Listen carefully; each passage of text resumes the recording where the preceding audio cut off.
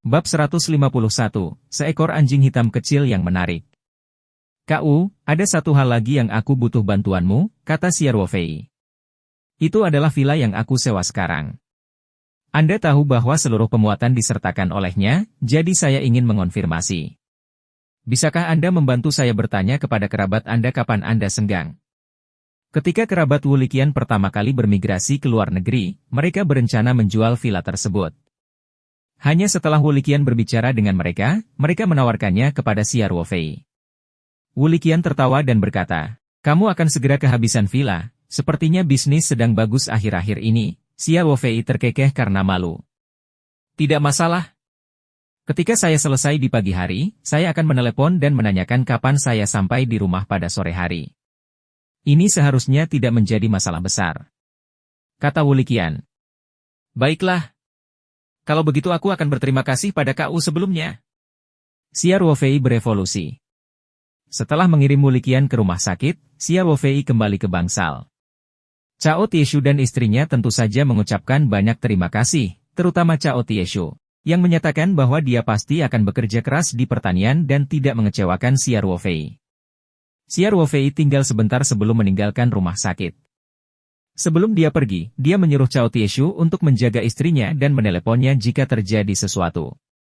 Setelah meninggalkan rumah sakit, Xiao Fei kembali ke apotek tempat dia membeli suplemen nutrisi. Dia memutuskan untuk membantu istri Cao Tieshu dengan berpura-pura bahwa dia telah melukai tulangnya. Seperti kata pepatah, dibutuhkan 100 hari agar sebuah tulang bisa terluka. Selain itu, putra mereka sedang belajar di universitas di kota lain. Dia mungkin akan pergi dalam belasan hari. Pada saat itu, hal itu pasti akan mempengaruhi pekerjaan Cao Tieshu. Saat mereka membeli produk nutrisi, Xiao Fei melihat apotek ini menjual sejenis salep untuk memar dan luka. Itu bukan salep biasa, tapi salep seperti pasta. Dia berencana untuk membeli beberapa, dan kemudian mencampurkan sedikit larutan kelopak, yang mungkin akan sangat membantu pemulihan luka-lukanya. Xiao Fei sesekali memberikan ginseng, Hoebe Senan, dan kolam ikan arwana merah dengan sedikit larutan kelopak. Selama dia menyisakan sedikit larutan kelopak dan menambahkannya ke dalam salep, dia tidak akan menyia-nyiakan kelopak bunga eksotik itu. Apalagi ini hanya akan membantu pemulihan tulang yang patah. Hal ini juga akan mempersingkat waktu pemulihan secara tepat dan tidak mudah menimbulkan keracunan. Setelah membeli salep, Xiao Fei kembali ke pertanian, saat itu hampir tengah hari dan Lin Qiao sudah bangun. Dia telah mendengar dari Ibu Huzi bahwa Xiao Fei pergi ke pameran kuil. Oleh karena itu, ketika dia melihat Xiao Fei, Lin Qiao mengeluh, "Saudara Ruo Fei, mengapa kamu tidak mengajakku ketika kamu pergi ke pameran kuil?" Xiao Fei tersenyum dan berkata, "Siapa yang memintamu untuk menjadi begitu malas? Ini sudah pagi dan kamu masih belum bangun. Saya tidak peduli. Anda bisa membawa saya ke sana pada sore hari." Lin Qiao berkata dan berkata, "Baiklah, baiklah, baiklah. Aku akan pergi lagi nanti sore," kata Xiao Fei penuh terima kasih sayang. Kemudian, dia memberi Lin Qiao beberapa pernak-pernik yang dia beli dari pameran kuil dan naik ke atas dengan salep untuk memar dan luka yang dia beli dari apotek. Setelah kembali ke dalam ruangan, Xiao Fei dengan hati-hati mengunci pintu dan memanggil gulungan petaroh dari telapak tangan. Dia membawa salep itu ke ruang petaroh. Dia menuangkan sekitar sesendok larutan kelopak bunga ke dalam salep untuk memar dan luka. Setelah diaduk rata, dia menaruh salep di tempatnya. Kemudian, dia mengambil ember kayu dan beberapa mangkok dari ruang aslinya, beserta beberapa kantong susu bubuk yang dibelinya di pagi hari, dan memasuki ruang baru dari ruang aslinya. Anak-anak anjing itu masih dengan patuh berada di dalam keranjang, semangat mereka terlihat sangat baik. Tentunya lingkungan yang kaya energi spiritual di dalam ruangan membuat mereka sangat nyaman. Anak anjing hitam yang ditinggalkan sendirian di luar pada awalnya sakit-sakitan dan hampir mati. Tetapi sekarang ia jauh lebih energik dan bahkan bisa berdiri, berputar-putar di tengah-tengah. Ketika Xiao Fei melihat sekelompok anak anjing, dia tiba-tiba teringat sesuatu. Ketika dia membeli anjing-anjing tersebut, pemiliknya mengatakan bahwa anak-anak anjing ini lahir dari perkawinan anjing serigala milik Bos Chen dan anjing induknya. Bukankah itu berarti anjing serigala yang menggigit istri Cao Tieshu dan dibunuh oleh penduduk desa, dan pelaku utama yang menyebabkan serangkaian kejadian setelahnya, adalah ayah dari anak-anak kecil ini? Xia Ruofei juga sedikit terkejut. Tidak ada cerita tanpa kebetulan di dunia ini. Setelah menghela nafas sedikit, Xia Ruofei mengambil setengah ember air dari kolam roh spasial dari sungai dan menuangkan susu bubuk. Kemudian, Xia Ruofei menjatuhkan beberapa tetes larutan kelopak bunga dan mencampurkannya dengan baik. Karena keadaan di sela tidak akan memburuk, Xia Ruofei memutuskan untuk membuat susu bubuk dalam jumlah besar. Kemudian, dia mengambil beberapa mangkuk susu dan menaruhnya di tanah. Dia melambai pada anak anjing hitam itu. Anak anjing itu mungkin juga lapar. Begitu mencium bau susu, ia langsung berlari dan meneguk susu tersebut. Xia Ruofei membawa anak-anak anjing itu keluar dari keranjang satu persatu. Mereka pun melakukan penggalian menuju mangkuk susu. Mereka tampak jauh lebih kuat daripada anjing hitam kecil itu. Anjing hitam kecil yang sedang minum susu dalam tegukan besar melihat anak-anak anjing berlarian dan langsung menggonggong ke arah mereka. Xia Ruofei senang saat melihatnya. Si kecil ini adalah yang terlemah, tapi dia tetap ingin melindungi makanannya. Dia terlihat sangat galak. Anak-anak anjing itu ragu-ragu sejenak, namun aroma susunya jelas sangat menggiurkan bagi mereka, sehingga mereka segera bergerak maju bersama. Anjing hitam kecil itu tidak takut pada 6 anjing yang lebih kuat darinya. Ia segera menggonggong dan membangun.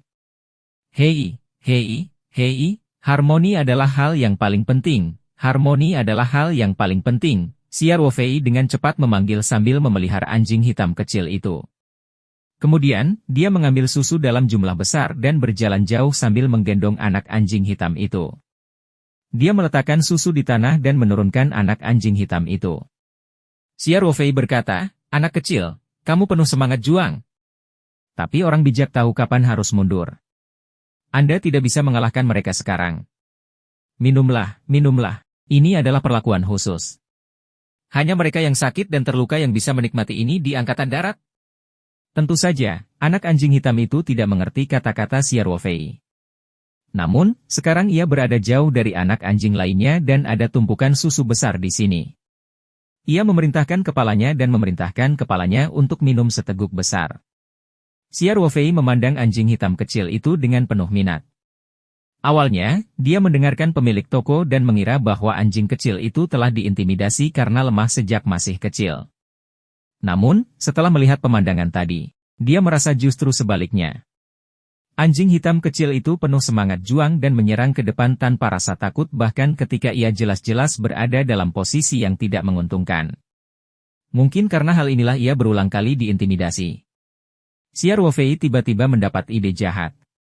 Jika dia meletakkan anak anjing hitam di tempat aslinya, keenam anak anjing di sini hanya akan tumbuh beberapa hari, sedangkan anak anjing hitam akan tumbuh selama beberapa bulan. Dia bertanya-tanya apakah menarik untuk mengembalikannya ke tempat aslinya. Xia Ruofei dengan cepat memutuskan untuk menerapkan ide ini. Di antara ketujuh anak anjing tersebut, Xia Ruofei lebih menyukai anak anjing hitam. Meski sakit parah hingga tidak bisa berjalan dengan mantap, Xia Ruofei menyukai matanya yang keras kepala dan semangat pantang menyerah. Anak anjing hitam masih dengan senang hati meminum susu di mangkuknya, tanpa mengetahui bahwa susu tersebut telah menjadi target latihan utama Xia Ruofei. Bab 152, Xiao Hei dan Damao. Xia Ruofei meninggalkan tempat baru, mengambil dompetnya, dan turun. Dia mengemudikan truk pick-up langsung ke daerah. Dia menemukan supermarket Yonghui dan membeli beberapa kantong susu bubuk. Di saat yang sama, ia juga membeli 5 atau 6 kantong makanan anjing seberat 1 kilogram. Kemudian, dia pergi ke bagian daging di lantai 1 dan membeli puluhan kilogram daging sapi dan kambing. Xia Ruofei melemparkan semua barang ini ke dalam truk pick-up dan melaju kembali. Dalam perjalanan, Xia Ruofei menemukan tempat sepi dan menghentikan mobilnya. Dia mengeluarkan gulungan peta roh dan menyimpan semua barang yang telah dia beli ke dalam ruang aslinya. Kemudian, dia melanjutkan perjalanan kembali ke pertanian. Dia memarkir mobilnya di halaman villa. Lin Qiao sedang bermain petir di halaman. Ketika dia melihat Xia Ruofei, dia segera berseru, "Saudara Ruofei, kamu meninggalkanku dan memberi tuduhan keluar untuk bermain lagi." Saya bertanya-tanya mengapa tidak ada seorang pun di ruangan itu. Xia Ruofei tertawa dan berkata, "Saya tidak ikut bermain. Aku baru saja keluar untuk melakukan sesuatu. Lagi pula, bukankah aku berjanji akan membawamu ke pekan raya kuil siang ini? Maka kamu tidak diperbolehkan mengatakan pergi di sore hari," kata Lin Qiao. Jangan khawatir. Xiao Ruofei mendengus. Tapi aku harus tidur siang dulu. Bagaimana kalau kita merilisnya jam 2.30? Masih tidur siang? Omong kosong. Kamu tentu saja bangun terlambat di pagi hari, tapi aku bangun pagi-pagi sekali. Xiao Ruofei menguap berlebihan dan berkata, aku sangat ketakutan, baiklah, baiklah. Lin Qiajiao berkonsultasi dan berkata, cacing pemalas yang besar, dia bahkan membuat wajah imut pada Xiao Ruofei. Xiao Ruofei tersenyum pahit dan menguatkan kepalanya. Dia mengunci pintu mobil dan memasuki villa. Ibu Husi sudah menyiapkan makan siang. Ketika dia melihat Xiao Ruofei telah kembali, dia menemukan untuk makan bersamanya. Mereka berempat duduk mengelilingi meja makan dan makan siang. Mereka sudah bisa mulai makan daging untuk makan siang. Masih banyak hidangan yang tersisa dari makan malam tahun baru kemarin, dan tidak akan rusak di musim dingin. Ibu Husi memanaskannya lalu membuat 2 hidangan hijau baru. Semua orang juga makan dengan nikmat. Lin Qiao terus mengganggu Xiao Ruofei sambil makan, menanyakan apakah ada sesuatu yang menyenangkan untuk dilakukan di Pekan Raya Kuil. Xiao Ruofei belum banyak berbelanja, jadi dia tidak bisa berkata apa-apa, dia hanya bisa mengatakan bahwa dia akan mengalaminya sendiri di sore hari. Setelah makan siang, Xiao Ruofei segera menggunakan alasan untuk tidur siang dan dengan cepat naik ke atas di bawah menghina Lin Qiao. Begitu dia kembali ke kamar tidurnya, Xiao Ruofei segera mengunci pintu dan menutup tirai. Kemudian, dia memanggil ruang petaroh dari telapak tangan dan memasuki ruang aslinya. Xiao Ruofei meletakkan lembaran plastik di tanah dan meletakkan irisan daging sapi dan kambing di atasnya. Kemudian, dia menemukan baskom besar, membuka 2 kantong besar makanan anjing, dan menuangkan semuanya ke dalam baskom. Kemudian, Xiao Ruofei menemukan baskom dangkal dan menggunakan kolam roh spasial untuk mengisinya dengan susu. Dia bahkan meneteskan beberapa tetes larutan kelopak bunga ke dalamnya. Kecintaan Xiao Ruofei pada anak anjing hitam terlihat jelas dari sini. Ketujuh anak anjing itu hanya meneteskan beberapa tetes susu. Setelah selesai, Xiao Ruofei berasumsi bahwa kecerdasan anak anjing hitam itu pasti tidak sebaik kilat. Dia khawatir hal itu akan merusak barang-barang berharga di ruang tersebut. Maka setelah berpikir sejenak, dia pergi ke ladang sayur dan menemukan beberapa batang bambu. Sebelumnya, dia memanfaatkannya untuk menanam sayuran dan membangun banyak rak. Kini, setelah skala penanaman dikurangi, banyak batang bambu yang dibiarkan menganggur. Xiao Ruofei memotong batang bambu menjadi beberapa bagian sepanjang 0,5 meter dan membentuk pagar kecil. Meski tidak terlalu tinggi atau kuat, itu cukup untuk membatasi pergerakan anak anjing hitam itu. Setelah semuanya selesai, Xiao Ruofei mendapat ide dan pergi ke ruang baru dari ruang aslinya. Anak-anak anjing itu mengurus urusan mereka sendiri. Keenam anak anjing itu banyak mabuk dan bermain satu sama lain. Di sisi lain, anjing hitam kecil itu juga sudah kenyang dan terbaring di tanah untuk beristirahat. Hal ini terutama karena jarak kedua belah pihak yang cukup jauh. Anjing hitam kecil, yang telah makan dan minum sampai kenyang, mungkin terlalu malas untuk berkelahi dengan beberapa saudaranya. Xiao Ruofei berjalan mendekat dan mengambil anak anjing hitam itu. Dia tersenyum dan berkata, ayo pergi, ayo pergi. Aku akan membawamu ke tempat yang bagus. Meskipun anjing hitam tidak memahami kata-kata Xiao Ruofei, ia telah meminum susu yang diberikan Xiao Ruofei. Selanjutnya susu tersebut dicampur dengan sedikit larutan kelopak bunga. Oleh karena itu, ia jauh lebih pintar daripada anjing pada umumnya. Setidaknya dia tahu bahwa Xiao Ruofei tidak memusuhinya, oleh karena itu, anak anjing hitam itu tidak melawan Xiao Ruofei dan dengan mematuhi kepatuhan di pelukannya. Sambil berpikir, Xiao Ruofei membawa anak anjing hitam dari ruang baru ke ruang aslinya. Ia berjalan menuju pagar yang baru saja dibangun dan berkata sambil berjalan, selama jangka waktu ini, kamu harus tetap berada di sini dengan patuh. Jika Anda lapar, makanlah sendiri. Ini prasmanan. Susu, makanan anjing, dan daging semuanya sudah disiapkan. Makanlah apapun yang kamu mau, asal jangan makan berlebihan. Xiao Ruofei menurunkan anak anjing hitam itu ke pagar. Pagar itu berdiameter sekitar 3 meter, cukup untuk seekor anjing kecil. Mungkin karena baru saja makan sampai kenyang, anjing hitam kecil itu tidak terlalu tertarik dengan makanan yang ada di dalam pagar. Ia hanya mengendusnya sebentar sebelum pergi. Xiao Ruofei berdiri di luar pagar dan memandangi anak anjing hitam itu. Dia berkata, benar, Saya masih harus memberi Anda nama. Seniormu juga seorang anjing hitam. Aku ingin menemukan si hitam kecil, tapi dia tidak menyukai dan menyimpulkan kilat. Kurasa aku akan memanggilmu si hitam kecil mulai sekarang. Apakah Anda memiliki pendapat yang berbeda? Anak anjing hitam itu mendengarkan pidato lebar-lebar Xia Ruofei dan menatap dengan mata hitamnya. Namun, jelas dia tidak mengerti apa yang dibicarakan Xia Ruofei dan hanya menggonggong 2 kali.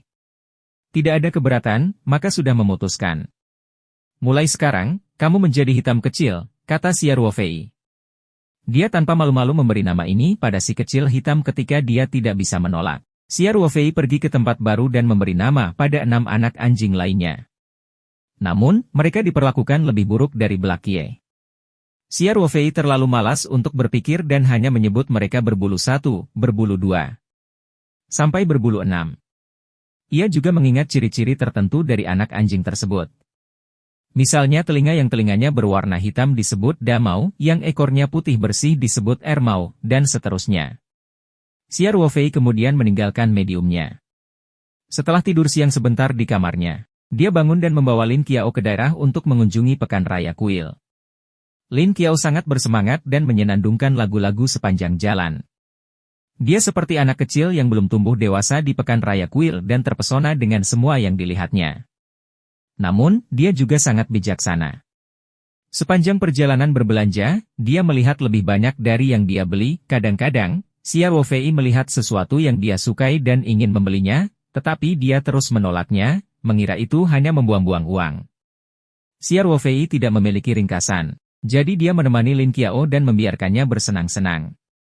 Sebelum kembali ke pertanian, Xia Ruofei membawa Lin Qiao ke rumah sakit daerah untuk memberikan salep untuk memar yang dia buat kepada Cao Tieshu dan istrinya. Ia juga mengingatkan mereka untuk mengoleskan salep tersebut setiap hari. Cao Tieshu dan istrinya mengucapkan banyak terima kasih, dan Cao Tieshu memberitahu Xia Ruofei bahwa tidak lama setelah dia pergi, Biro Keamanan Umum mengirimkan 10.000 yuan kepada mereka untuk perawatan. Mereka bahkan dengan sangat sopan mengatakan bahwa jika uangnya habis, mereka harus segera menelepon dan akan mengirimkannya. Xia Ruofei tidak terkejut. Setelah tiba sebentar, dia kembali ke villa di pertanian Taoyuan bersama Lin Qiao. Bab 153, Kunjungan Ma Xiong. Keesokan paginya, setelah Xia Ruofei bangun, dia memanggil gulungan peta roh di telapak tangannya dan memasuki ruang angkasa. Dia pergi ke kedua tempat tersebut dan melihat bahwa anak-anak anjing itu normal. Blackie juga tetap berada di dalam pagar dengan patuh. Dia merasa lega. Tentu saja, Blackie sebenarnya sudah berada di medium selama lebih dari 10 hari, jadi jelas lebih besar dari kemarin. Xia Ruofei mengambil sekantong makanan anjing lagi dan membawanya ke tempat baru. Dia mengambil beberapa mangkuk susu untuk yang empuk dan yang empuk untuk yang kedua, lalu menuangkan makanan anjing ke dalam piring yang dibumbui. Kemudian, dia meninggalkan ruangan untuk mandi dan berpakaian. Mengingat mereka akan pergi ke kota Shenzhen besok, Xia Ruofei menelepon Ling Qingsui. Meskipun Ling Qingsui belum menjadi pacarnya, dia baru saja mengundangnya ke pertaniannya untuk bermain lusa kemarin. Tidak masuk akal dia pergi ke kota Shenzhen tanpa membayangkannya. Untungnya, Ling Qingsui adalah orang yang berakal sehat. Apalagi bulan pertama tahun lunar merupakan waktu tersibuk bagi industri makanan dan minuman. Ada banyak pesta. Dia awalnya berencana datang ke pertanian untuk mencari Xia Ruofei setelah menyelesaikan pekerjaannya. Oleh karena itu, Ling Qingsui hanya mengingatkan Xia Ruofei untuk menjaga kesehatan dan keselamatannya ketika dia keluar. Dia tidak menunjukkan tanda-tanda ketidakbahagiaan. Setelah menelepon Ling Qingsui, Xia Ruofei turun untuk sarapan.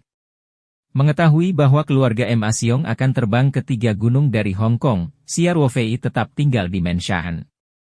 Benar saja, saat menjelang tengah hari, Xia Ruofei mendengar suara mesin mobil dari luar villa. Ketika dia bangun dan keluar dari villa, dia melihat sebuah Mercedes-Benz hitam dan sebuah mobil pengasuh Toyota sudah diparkir di pintu masuk halaman. Xia Ruofei menggunakan remote control untuk membuka gerbang, dan 2 mobil masuk. Pintu listrik van pengasuh mengeluarkan bunyi bip saat dibuka perlahan. Xia Ruofei pertama kali melihat Huan-Huan kecil, yang mengenakan gaun putri berwarna merah muda, keluar dari mobil. Dia kemudian berlari untuk memotret dengan ekspresi bahagia. "Paman Xia!" Suara gadis kecil itu dipenuhi dengan kegembiraan yang tak terputus. Keinginan. Xia Ruofei mengungkapkan senyuman hangat. Dia mengepalkan dan membuka tangannya. Huan menutupi kepelukannya. Xia Ruofei memberikan ciuman besar di wajah merah muda Huan. Kemudian, dia mengangkatnya dan memutarnya, membuatnya tertawa. Huan, aku sangat merindukanmu. Xia Ruofei memeluk Huan dengan satu tangan dan menggunakan tangan lainnya untuk mengusap hidungnya dengan lembut. Dia bertanya, apakah kamu merindukan Paman Xia? Tentu saja, aku bahkan memimpikanmu beberapa hari yang lalu. Huan berkata dengan serius. Saat ini, Ma Xiong, Ma Ziming, Tian Huixin, Profesor Tian, dan Luyu semua turun dari mobil. Xia Ruofei tersenyum dan menyapa mereka, lalu melanjutkan bertanya, oh, benarkah? Apa yang diimpikan Huan? Saya bermimpi Paman Xia membawa saya ke Disneyland. Jawab Huan. Xia Ruofei dapat dengan jelas merasakan pendengaran Huan jelas, dan keduanya saling menjawab pertanyaan dengan sangat terorganisir. Jika seseorang yang tidak mengetahui keadaan Huan sebelumnya berdiri di sini, mereka tidak akan pernah berpikir bahwa belum lama ini, Huan masih seorang anak bintang yang benar-benar tenggelam dalam dunianya sendiri. Pada saat ini, Huan menatap Xia Ruofei dengan mata polosnya dan bertanya dengan serius, Paman Xia, apakah ini mimpi menceritakan yang mereka katakan di TV? Hah? Xia Ruofei tercengang. Ketika Luyu melihat ini, dia tidak bisa menahan tawa. Setelah mendengar kata-kata Huan, Tian Huixin tidak tahu apakah harus tertawa atau menangis. Huan, jangan bicara omong kosong. Hanya orang mati atau dewa yang bisa muncul dalam mimpinya, dan Xia Ruofei bukanlah dewa. Sungguh tidak menguntungkan untuk mengucapkan kata-kata seperti itu di tahun baru. Tetapi begitulah yang terjadi di TV, kata Huan, merasa bersalah. Kamu masih berani mengatakan itu? Tian Huixin berkata dengan ekspresi galak. Xia Ruofei tertawa dan berkata, tidak apa-apa, tidak apa-apa. Perkataan anak-anak tidak ada salahnya. Mengapa kamu menganggap serius seorang anak? Xia Ruofei dengan mencubit lembut wajah merah muda Huan dan berkata, Huan, izinkan aku mengajarimu. Ini tidak disebut bermimpi. Ini termasuk, apa yang Anda pikirkan di siang hari, apa yang Anda impikan di malam hari, Anda tahu? Apa yang kamu pikirkan di siang hari, apa yang kamu impikan di malam hari? Huan tampak bingung. Xia Ruofei berpikir sejenak dan berkata, itu berarti. Huan sangat merindukan Paman Xia sepanjang hari. Itu sebabnya dia memimpikanku di malam hari. Apakah kamu mengerti? Huan menganggukkan kepalanya dan berkata, Saya mengerti. Anak yang baik, kata Xia Ruofei. Xia Ruofei memandang Luyu, yang tertawa terbahak-bahak hingga dia gemetar, dia memutar matanya dan tersenyum jahat. Dia merogoh sakunya dan mengeluarkan paket merah yang telah dia siapkan sebelumnya dan menyerahkannya kepada Huan. Huan, ini uang tahun barumu, kata Xia Ruofei. Huan menoleh untuk melihat Tian Huixin. Setelah melihat Tian Huixin mengangguk sedikit, dia mengulurkan tangannya untuk mengambil paket merah dan berkata dengan sangat lembut, terima kasih, Paman Xia. Terima kasih kembali. Semua tetua memberikan paket merah kepada generasi muda selamat tahun baru. Xia Ruofei berkata sambil tersenyum. Xia Ruofei bahkan menekankan kata, penatua. Setelah dia selesai berbicara, dia melihat ke arah Luyu. Lu kamu tidak bereaksi pada awalnya. Dia hanya merasa Xia Ruofei sedikit aneh. Ketika dia sadar kembali, senyuman di wajahnya membeku.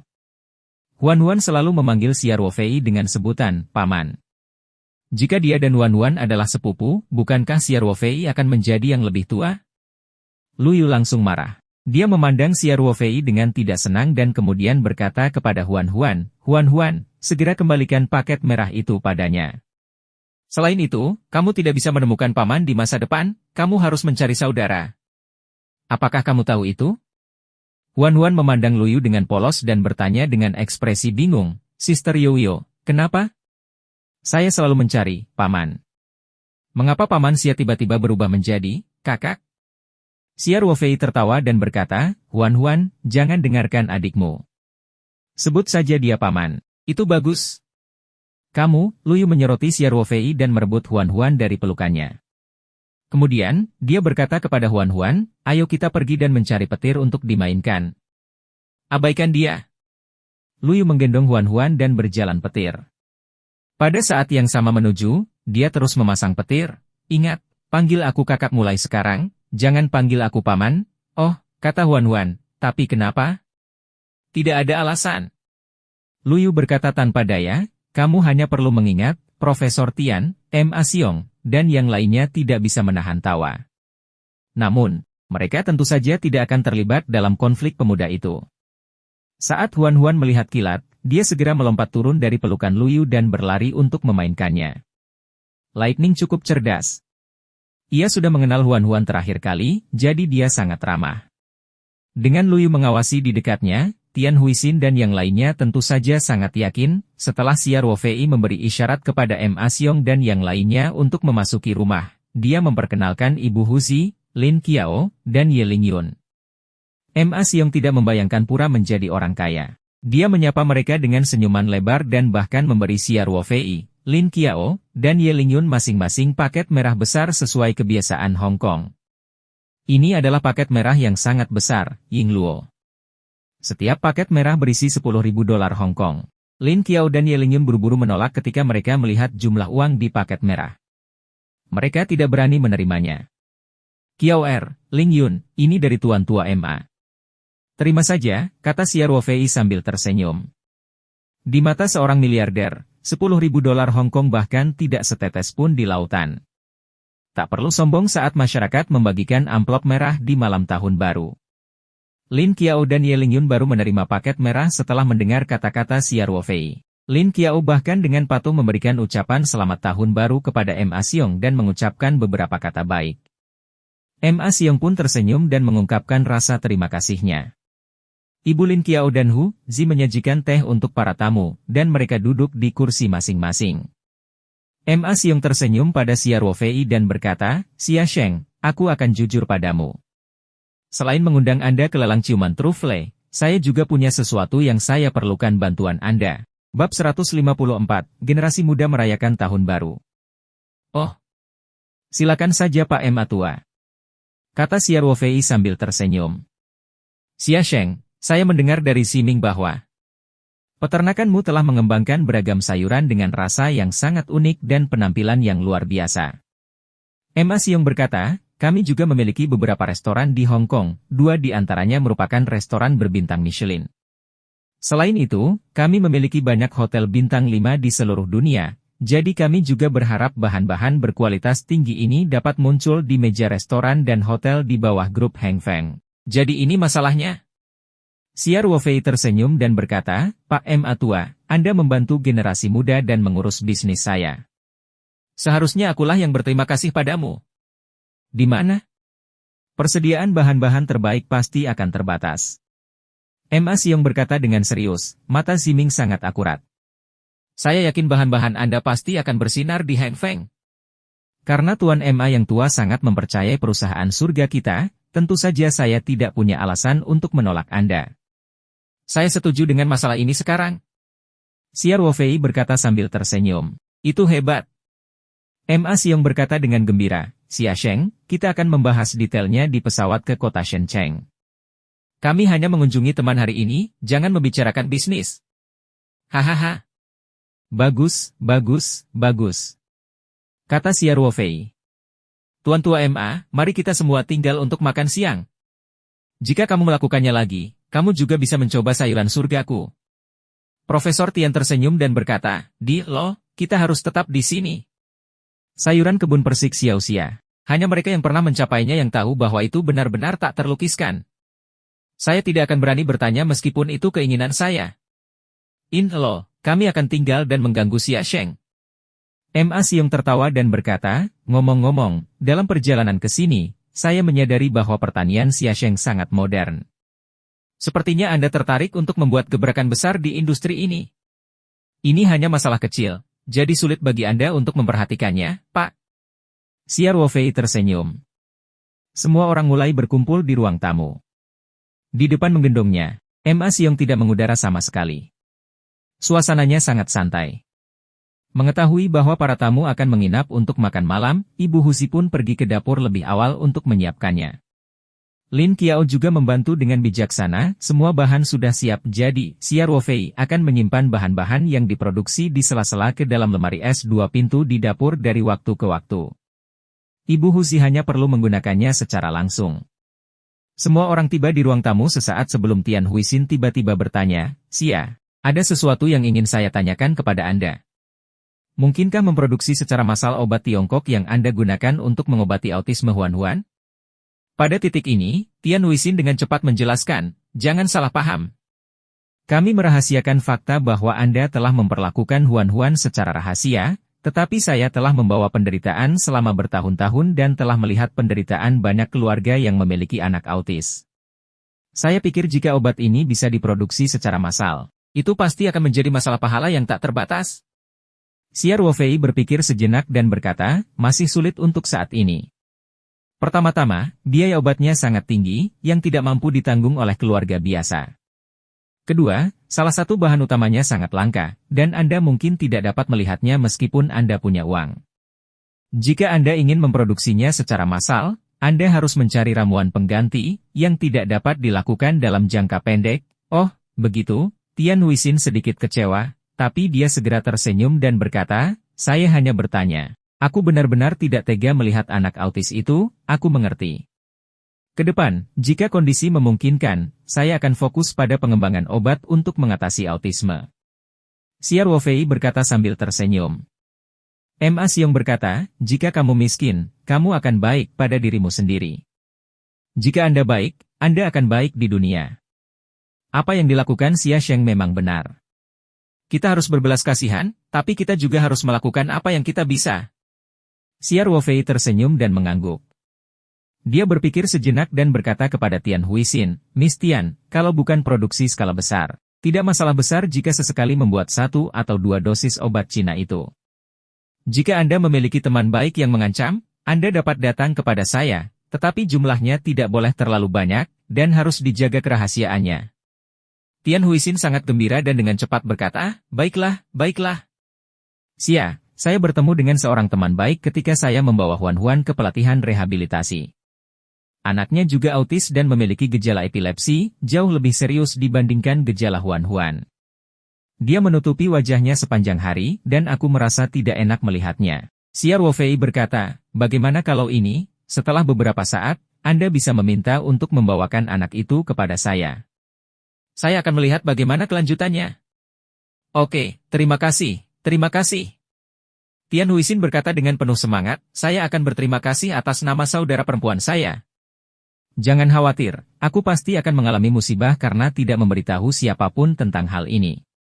Xia Ruofei tersenyum dan mengangguk. Sebentar lagi, sudah hampir waktunya makan malam. Luyu juga membawa Huan-Huan ke villa. Begitu Huan-Huan masuk, dia berteriak gembira, Paman Xia, Paman Xia. Pada saat ini, Luyu dengan lembut menyenggol Huan-Huan.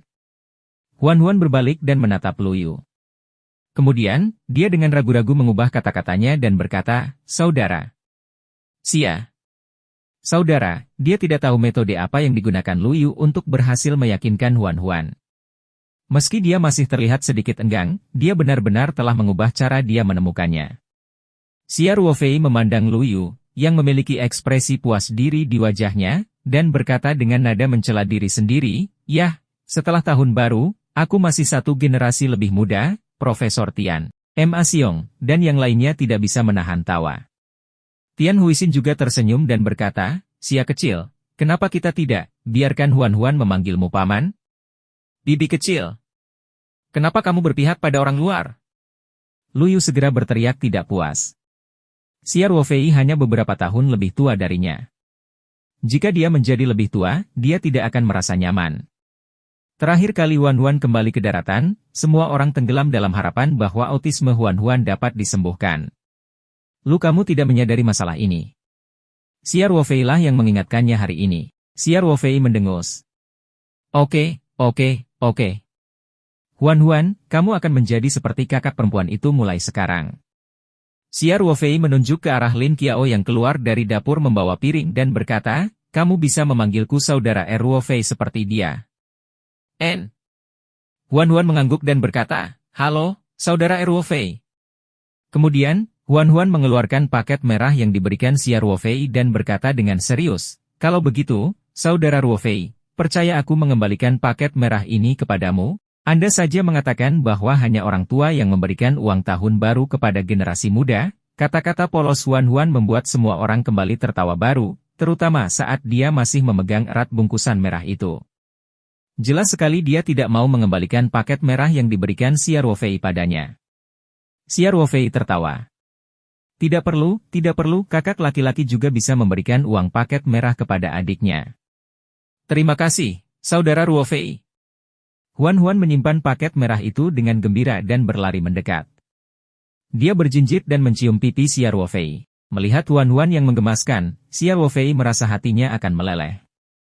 Ia pun merasakan keputusannya untuk menyelamatkan Huan terakhir kali adalah keputusan yang tepat.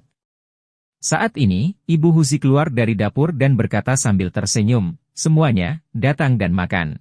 Bab 155, Pembicaraan di Ketinggian. Ada banyak orang yang makan siang di siang hari, dan meja makan panjang di restoran tidak cukup besar untuk menampung semua orang. Xia Ruofei dan Ye Lingyun memindahkan meja makan panjang ke samping dan pergi ke garasi untuk mengeluarkan meja bundar yang disimpan pemiliknya sebagai cadangan. Kursi makan yang tersedia tidak mencukupi, sehingga mereka menggunakan semua bangku plastik dan kursi lipat yang ada di dalam rumah. Lingkungan makannya sederhana, tapi Ma Xiong dan yang lainnya tidak peduli. Mereka duduk dan mulai makan. Semua hidangannya buatan sendiri dimasak. Ada sup tahu kepala ikan, ikan gurame rebus, iga asam manis, telur goreng tomat, tumis bayam.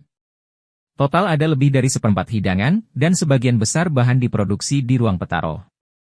Semua hidangannya biasa saja, dan keterampilan memasak Ibu Huzi tentu saja tidak sebaik koki papan atas yang disewa oleh keluarga Ma.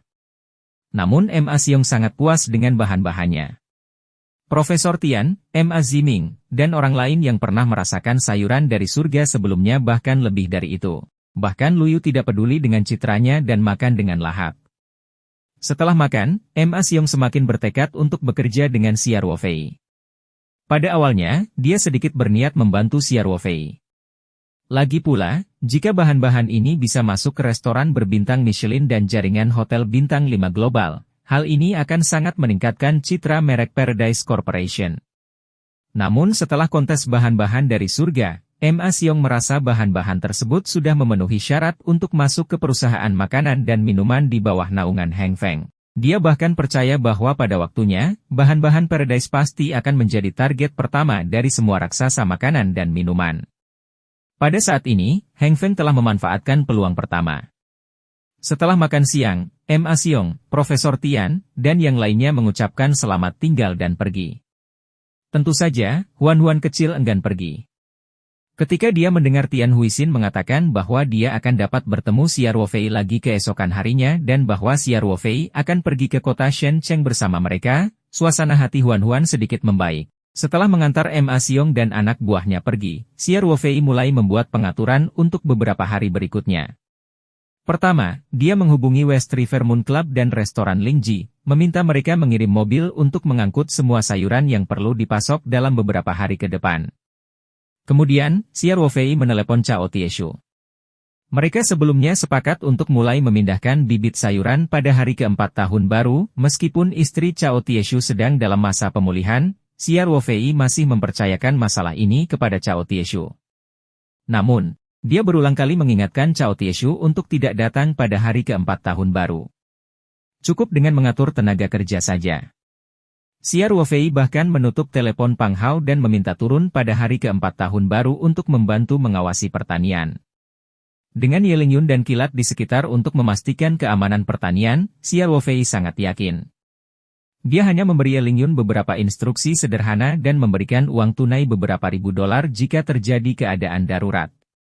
Toko Taoyuan online telah memasang pemberitahuan untuk tutup sebelum festival musim semi. Jadi Xia Ruofei tidak perlu mempedulikannya.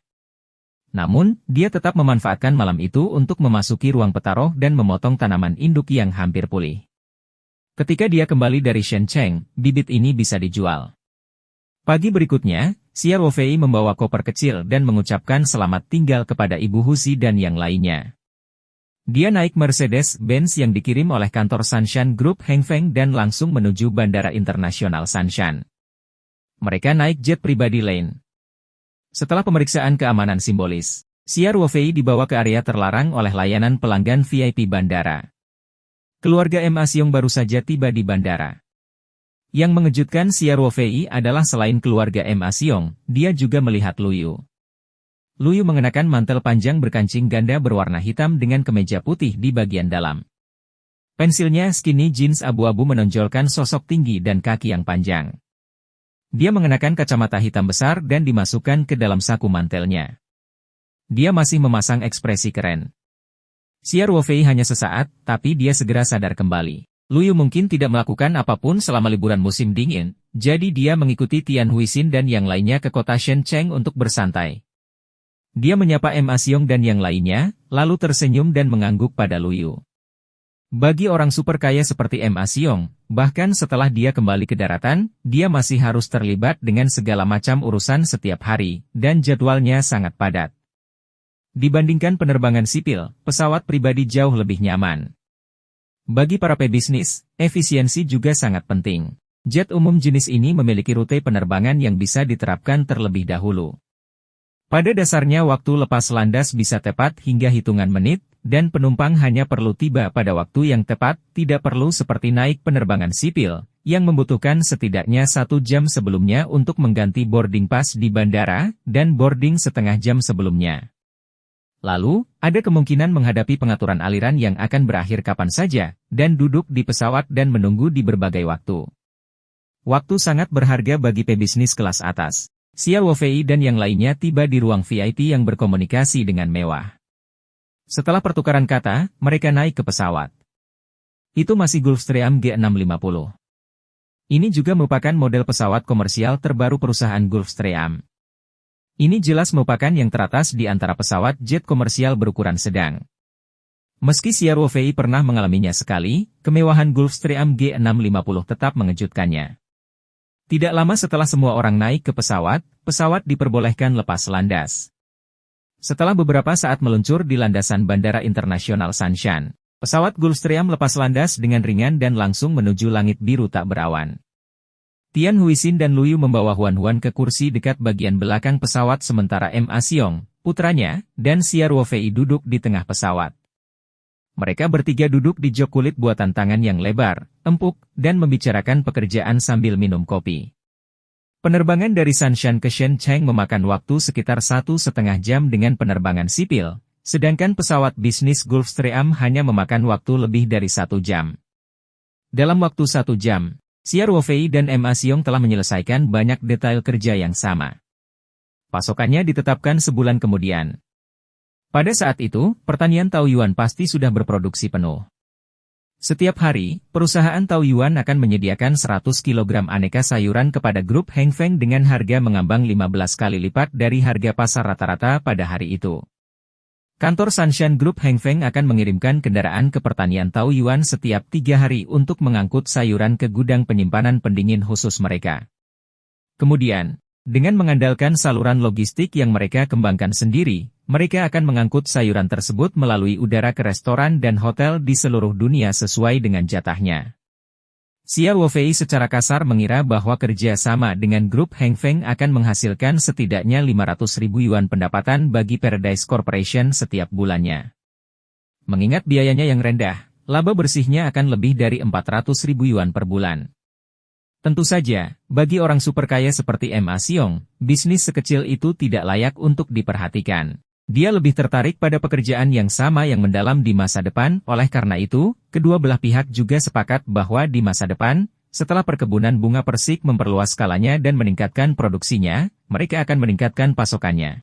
Pada saat yang sama, Ma Xiong juga secara khusus menyebutkan bahwa peternakan surga masa depan juga harus memberikan prioritas kepada grup Heng Feng ketika mengembangkan bahan-bahan berkualitas tinggi yang baru. Xia Ruofei sangat senang bisa bekerja dengan orang terkaya di dunia, Ma Xiong, jadi dia setuju tanpa banyak pertimbangan. Sekretaris bisnis Ma Xiong dengan cepat mencetak nota diskusi ini melalui sistem kantor otomatis di pesawat untuk ditandatangani oleh kedua belah pihak. Kontrak formal secara alami akan ditandatangani setelah akhir perjalanan ke kota Shenzhen ini. Masih banyak detail yang perlu diselesaikan oleh kedua belah pihak. Tentu saja, Ma Xiong tidak akan berpartisipasi dalam diskusi selanjutnya. Akan ada tim profesional yang menangani masalah ini. Dia dapat menghadiri pertemuan secara langsung terutama karena Xia Ruofei. Jika tidak, manajer kecil manapun di banyak anak perusahaan grup Heng Feng dapat mengambil keputusan.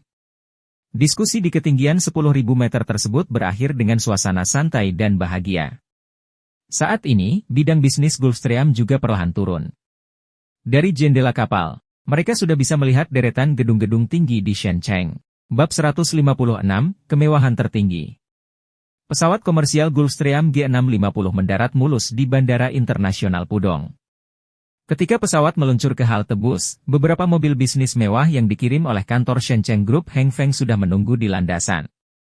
Manajer kantor Shenzhen datang untuk menyambut bos besar secara langsung. Dia berdiri dengan hormat di samping pesawat. Setelah Ma Xiong turun dari pesawat, manajer langsung membungkuk dan menyapanya. Ia pun menanam beberapa karyawannya untuk maju dan memindahkan barang bawaannya. Orang super kaya seperti Ma Xiong memiliki properti yang tak terhitung banyaknya di seluruh dunia. Di kota internasional seperti kota Shenzhen, properti Ma Xiong secara alami hadir. Padahal, villa mewah yang dibelinya beberapa tahun lalu itu terletak di pinggir pantai luar yang ramai. Seluruh keluarga mereka, termasuk Lu Yu, tentu saja tinggal di villa itu.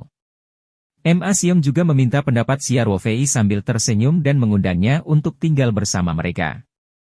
Xia Ruofei mempertimbangkan fakta bahwa itu adalah rumah orang lain dan ada dua wanita bersamanya. Akan merepotkannya untuk tinggal bersama mereka dan dia akan merasa tidak nyaman, jadi dia menolak dengan sopan.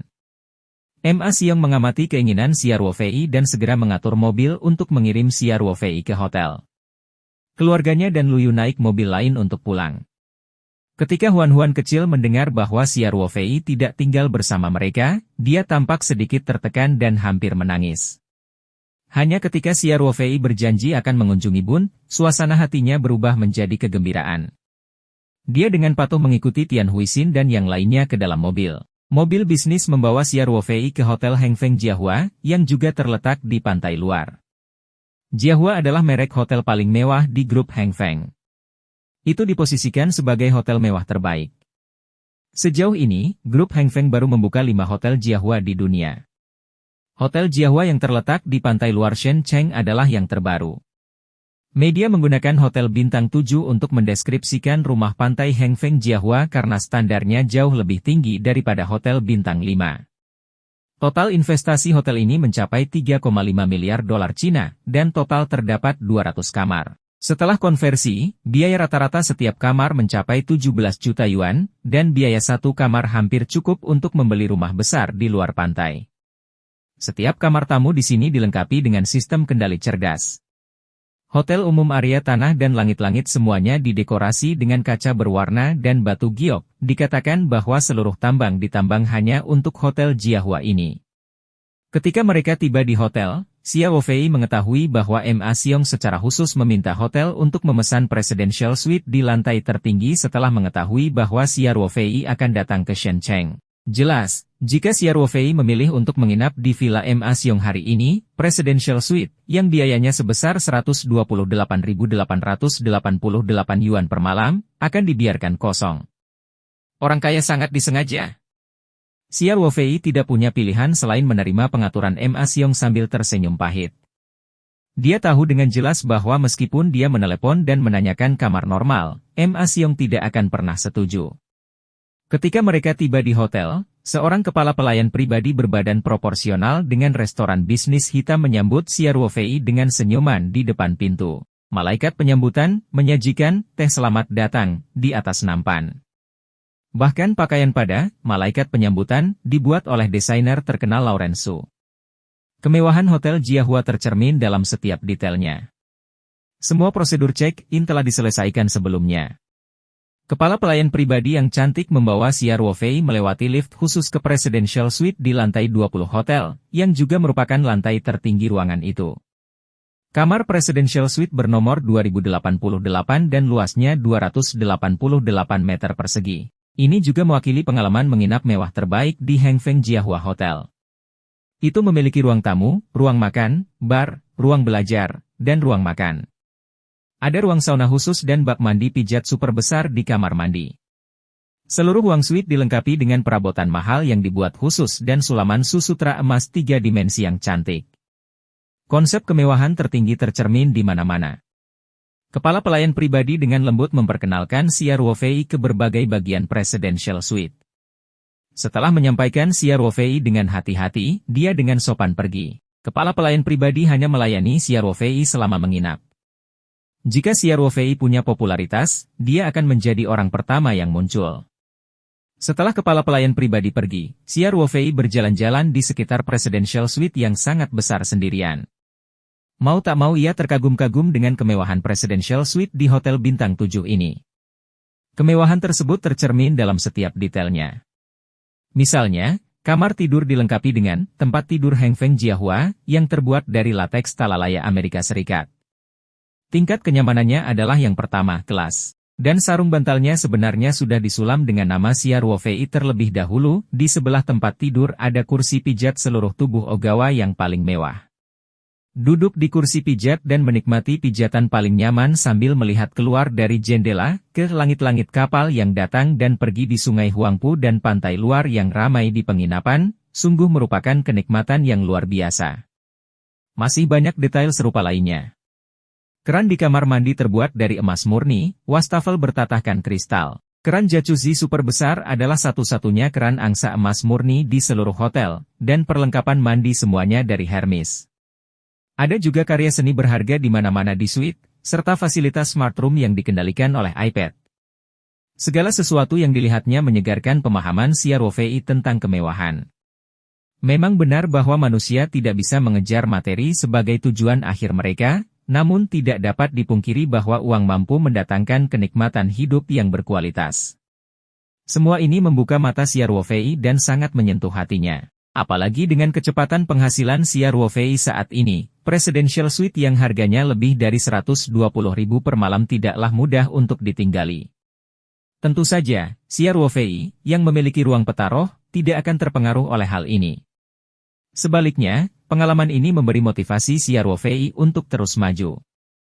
Dia percaya bahwa dalam waktu dekat, Paradise Corporation tidak akan menjadi sebuah grup keuangan senilai 10 miliar dolar seperti grup Heng Feng. Makan siang Xia Ruofei diselesaikan di Presidential Suite. Kepala koki eksekutif dari restoran lantai atas hotel, koki bintang Michelin Prancis yang legendaris, Emer Mark, secara pribadi membuat hidangan Prancis yang lezat dan mengirimkannya langsung ke restoran di Presidential Suite. Setelah makan siang, Xia Ruofei tidur siang selama 1 jam di tempat tidur lateks yang dibuat khusus dan besar dan nyaman. Dia mengganti jubah mandi dan pergi ke kolam renang hotel. Kolam renang Hotel Jiahua memiliki sistem kontrol Starlink cerdas yang unik. Langit-langitnya seperti langit berbintang, cukup untuk dianggap asli. Seluruh kolam renang diselimuti cahaya indah dan indah melampaui kata-kata. Xia Ruofei berenang sejauh 2000 meter sepuasnya. Kemudian, dia kembali ke Presidential Suite untuk mandi dan sauna yang nyaman. Dia mengganti pakaiannya dan bersiap menuju Villa Ma Xiong di Bun. Ma Xiong mengundangnya untuk makan malam bersamanya dan dia berjanji akan mengajak Huan tur malam di Bun. Kepala pelayan pribadi telah mempersiapkan semuanya sebelumnya.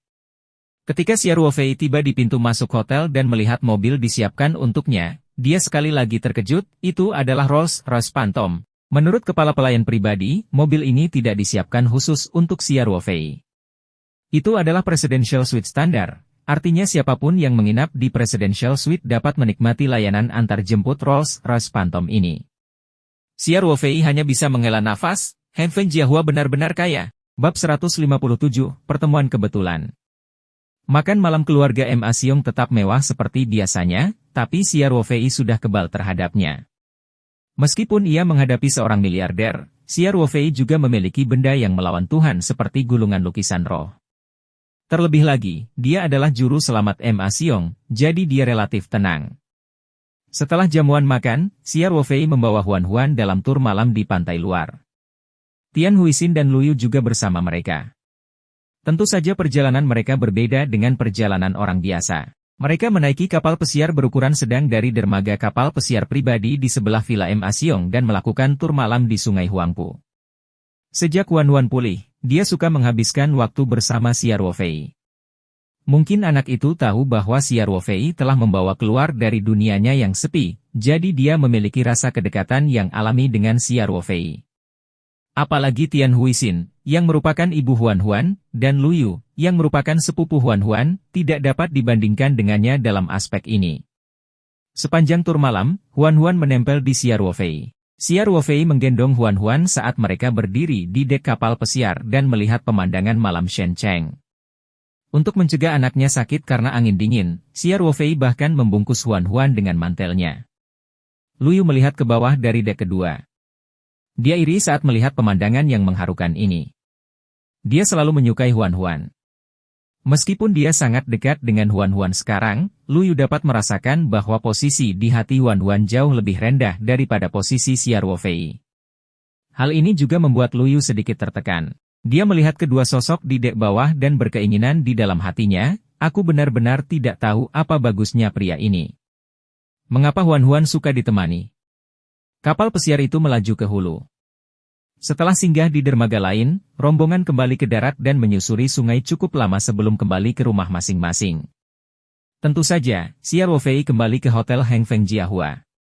Rolls-Royce Phantom yang eksklusif untuk Presidential Suite bertugas mengirimnya pergi.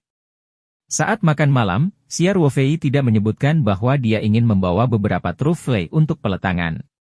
Pasalnya, Ma Xiong sudah melihat bahwa lelang-lelang trufle akan diadakan besok malam. Pelelangan diadakan di ruang perjamuan besar di lantai 3 Hotel Heng Feng Jiahua. Trufle pelestarian merupakan sebuah masalah. Trufle yang disediakan oleh Xiao Ruofei disimpan di ruang petaroh, jadi pastinya segar. Oleh karena itu, Xiao Ruofei memutuskan untuk menunggu sampai besok untuk mengeluarkannya. Jika dia memberitahu Ma Xiong hari ini, dia harus meninggalkan trufle di dunia luar. Meskipun tidak masalah jika dibiarkan di luar selama sehari, rasa dan aromanya tidak sebaik trufle segar yang baru saja digali. Setelah kembali ke hotel, Xiao Ruofei pergi ke restoran berbintang Michelin di lantai paling atas untuk makan malam. Duduk di balkon besar di lantai paling atas, Xiao Ruofei memandangi perahu-perahu yang datang dan pergi di Sungai Huangpu dan Menara Mutiara Oriental yang terang benderang di seberangnya. Dia memenuhi syarat anggur merah terbaik dan masakan Prancis paling autentik. Xiao Ruofei menyadari bahwa dia perlahan-lahan jatuh cinta dengan kehidupan berkualitas tinggi. Tentu saja ini bukanlah hal yang buruk. Bisa dibilang, itu juga menjadi kekuatan pendorongnya untuk terus bergerak maju. Setelah kembali ke Presidential Suite di lantai 20, Xiao Ruofei mandi air panas dan nyaman di jacuzzi untuk 2 orang dan berbaring di tempat tidur besar di kamar tidur. Dia tertidur dengan wangi yang memesona dan musik yang menenangkan. Keesokan harinya, peletangan baru akan dimulai pada malam hari. Xiao Ruofei menikmati sarapan ala Jepang yang disiapkan oleh salah satu koki Jepang terkemuka di Hotel Watanabe Ono di Presidential Suite. Setelah berakhir sebentar, dia mengganti pakaiannya dan pergi ke Gim Hotel. Xiao Ruofei telah lama menyerap kelopak bunga eksotis itu. Kebugaran fisiknya jauh lebih baik dibandingkan saat ia berada di puncak pengabdiannya di Angkatan Darat. Tentu saja, dia tidak perlu pergi ke gym untuk melatih tubuhnya. Saat berada di kota Sanshan, Xiao Ruofei paling banyak berlatih beberapa gerakan Tai Chi di pagi hari. Itu lebih untuk membangun tubuhnya daripada memperkuat tubuhnya. Faktanya, Xiao Ruofei tidak menyangka bahwa peralatan mewah di gym dapat melatih tubuh seseorang dengan baik. Menurutnya, otot-otot yang diincar di gym terlihat bagus tapi tidak ada gunanya. Oleh karena itu, Xiao Ruofei hanya pergi ke gym untuk menghabiskan waktu. Dia menemukan pakaian olahraga Nike yang telah dia persiapkan sebelumnya di ruang ganti terpisah di Presidential Suite dan menggantinya. Dia mengenakan sepatu lari profesional Arthur dan naik lift ke gym di lantai 8 hotel. Heng Feng Jiahua Hotel terutama ditujukan untuk kemewahan, tidak terkecuali gym. Fasilitasnya berkelas dunia dan memiliki tim pelatih profesional yang kuat. Ketika Xiao Ruofei menunjukkan kartu kamarnya ke Presidential Suite, penanggung jawab gym mengirimkan pelatih terbaik untuk melayani Xiao Ruofei. Namun, Xiao Ruofei dengan bijaksana menolak tawaran sabuk merah tersebut karena keahliannya dalam melatih otot. Xiao Ruofei, yang pernah berada di pasukan khusus, lebih dari mampu mengalahkan para pelatih kebugaran ini. Selain itu, Xiao Ruofei hanya mencoba menghabiskan waktu. Dia pergi ke sudut gym dan melakukan beberapa latihan peregangan sederhana. Kemudian, dia menemukan treadmill yang kosong. Xia Wofei melepas jaket olahraganya terlebih dahulu. Dia hanya mengenakan rompi olahraga berwarna hijau tentara dan celana pendek Nike hitam. Setelah menyerap banyak kelopak, kulit gelap Xia Wofei menjadi sangat cerah. Otot-otot yang dia latih di angkatan darat tidak begitu terlihat. Makanya, sosoknya tidak terlalu mencolok di gym. Tapi hanya Xia Wofei sendiri yang tahu bahwa sosok yang tampaknya biasa-biasa saja ini mengandung kekuatan ledakan yang mengerikan. Kekuatan ini sepertinya telah merambah ke setiap sel. Biasanya tersembunyi, tapi begitu meledak, akan terjadi guncangan. Xia Wofei berdiri di atas treadmill. Awalnya, dia mengatur kecepatan 10 km per jam. Namun, setelah berlari beberapa saat, Xia Wofei merasa itu terlalu lambat. Dia tidak berkeringat bahkan setelah berlari selama beberapa jam. Faktanya, kecepatan ini tidak dianggap lambat. Kebanyakan orang yang berlari untuk menurunkan berat badan akan mengatur kecepatannya antara 8 dan 10. Jika kondisi jantung dan paru-paru sedikit lebih buruk, mungkin akan lebih lambat lagi. Tubuh Xia Wofei terlalu kuat. Oleh karena itu, dia meningkatkan kecepatannya secara perlahan saat dia berlari. Saat dia meningkatkan kecepatan menjadi 13 km per jam, Xia Wofei mulai merasakannya. Meski masih agak lambat, ia khawatir treadmill tidak akan mampu bertahan jika kecepatannya ditingkatkan lebih jauh. Oleh karena itu, dia memutuskan untuk memperlambat dan berlari dengan kecepatan ini. Xia Wofei mengklik film di layar LED di depannya. Dia menonton film dengan headphone sambil berlari di treadmill dengan mudah. Lingkaran cahaya. Sebuah suara datang dari samping Xia Wofei. Xia Wofei memesan muka dari layar dan melepas headphone-nya. Dia melihat seorang wanita cantik barat, berambut pirang, bermata biru, sedang jogging di treadmill sebelah sambil tersenyum padanya. Bab 158, Monica. Gadis bule ini mengenakan pakaian olahraga 3 titik yang seksi, dan sebagian besar kulitnya terlihat, menampilkan warna gandum yang sehat. Dia memiliki rambut emas yang indah dan menampilkan mata biru cerah dan murni. Dibandingkan dengan wajah orang Eropa dan Amerika yang tegas, kontur wajahnya sedikit lebih oriental dan tampak lebih lembut.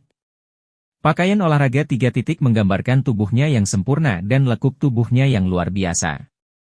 Singlet olahraga yang ketat mengikat payudara yang membuncit, dan memantul dengan lembut saat dia berlari. Pinggangnya yang terbuka seluruhnya sangat ramping, dan lingkar pinggangnya cukup jelas. Sepasang kaki ramping berlari dengan frekuensi yang tetap, dan garis otot di kaki berubah terus-menerus saat dia berlari, penuh keindahan olahraga. Bahkan dengan standar kecantikan oriental Xia Wofei, gadis asing di sebelahnya pasti cantik. Xia Wofei bahkan berpikir bahwa dia lebih cantik dari beberapa bintang wanita asing yang dia kenal. Kecantikan seperti ini membuat Xia Wofei kehilangan fokus sejenak. Untungnya, dia bereaksi dengan cepat dan membalas senyuman ramah kepada pihak lain. Lingkaran cahaya. Xia Wofei berbicara dalam bahasa Inggris karena dia tahu bahwa bahasa Mandarin pihak lain sangat canggung. Dia pasti sudah mempelajarinya belum lama ini. Bahasa Inggris dan Jepang adalah mata pelajaran wajib untuk tim komando Serigala Tunggal. Meskipun tidak semua orang dapat mencapai standar yang tinggi, Xia Wofei tidak memiliki masalah dengan percakapan sehari-hari. Alasan mengapa tim komando tempur khusus harus mempelajari 2 bahasa ini, sudah diketahui secara alami. Itu terkait dengan misi khusus yang mereka jalani. Wajah gadis asing itu dipenuhi senyuman hangat saat dia berkata, "Senang bertemu denganmu, aku Monica." "Halo, Monica. Saya Xia Wofei, orang Tionghoa." Xia Wofei tersenyum dan berkata, "Tolong izinkan saya menebak. Dari negara mana wanita cantik itu berasal?" Monica tertawa dan berkata, "Tentu saja." "Coba tebak, coba mempertimbangkan," kata Xia Wofei dengan serius. "Hanya angin laut lembab dari Laut Mediterania, minyak zaitun, anggur, dan matahari di 40 derajat lintang utara yang dapat melahirkan keindahan. Wanita sepertimu." Monica semakin tertawa setelah mendengarnya. Untungnya, kecepatan treadmill tidak diatur terlalu cepat. Jika tidak, dia tidak akan bisa menstabilkan tubuhnya. "Mulutmu manis sekali." Monica tersenyum cerah dan berkata, "Kamu adalah orang Tionghoa yang paling banyak bicara yang pernah saya lihat." "Ah, benarkah? Saya akan merasa terhormat." Xia Wofei tersenyum dan berkata, "Oh benar, saya belum memberikan jawaban. Faktanya, Anda memiliki aksi yang diwarisi dari zaman Renaissance, jadi Anda pasti orang Italia, bukan? Benar. Anak Tiongkok yang cerdas. Monica tersenyum menawan pada Xia Ruofei. Kemudian Monica melihat kaki Xia Ruofei yang bergerak cepat. Dia kagum karena Xia Ruofei masih bisa berbicara dengan tenang sambil berlari dengan kecepatan tinggi. Xia, katanya, kamu bukan hanya orang Tionghoa paling banyak bicara yang pernah saya lihat, kamu juga orang Tionghoa terkuat. Mata biru menatap Monica mengamati Xia Ruofei dari atas ke bawah. Berbeda dengan keberanian gadis barat, Xia Ruofei merasa sedikit malu.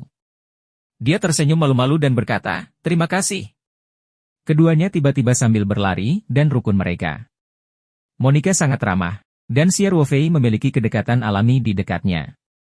Saat dia berlari, dia bisa menembus dengan seorang wanita cantik dan melatih bahasa Inggris lisannya. Itu adalah hal yang luar biasa. Kecepatan Monica di atas treadmill diatur antara 8 hingga 10 km per jam. Setelah berlari lebih dari setengah jam, dia sudah basah kuyup oleh keringat. Xia Ruofei yang berlari dengan kecepatan 13 km per jam masih mempertahankan kecepatan yang sangat stabil. Hanya ada sedikit butiran keringat di keningnya. Monica takjub. Dia menurunkan kecepatan treadmill.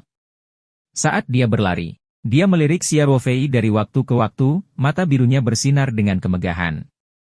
Pada saat ini, seorang pemuda kulit putih dengan rompi olahraga ketat, memamerkan otot-ototnya yang proporsional, berjalan mendekat.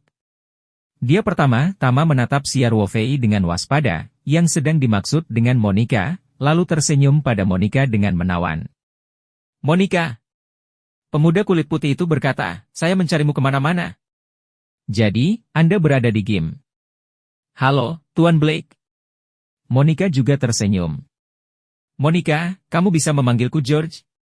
Blake memandang Xia Ruofei dan bertanya, ngomong-ngomong, apakah ini teman barumu? Mengapa kamu tidak mengenalkanku padanya? Monica jelas tidak memiliki hubungan dekat dengan Blake, jadi dia tetap menetap dengan nama belakangnya. Blake, ini teman Cina baruku, Xia. Kemudian, Monica berkata kepada Xia Ruofei, Xia, ini Tuan George Blake, Wakil Presiden Grup Senior Blake, Jaringan Restoran Prancis. Xia Ruofei tersenyum dan mengangguk pada Blake.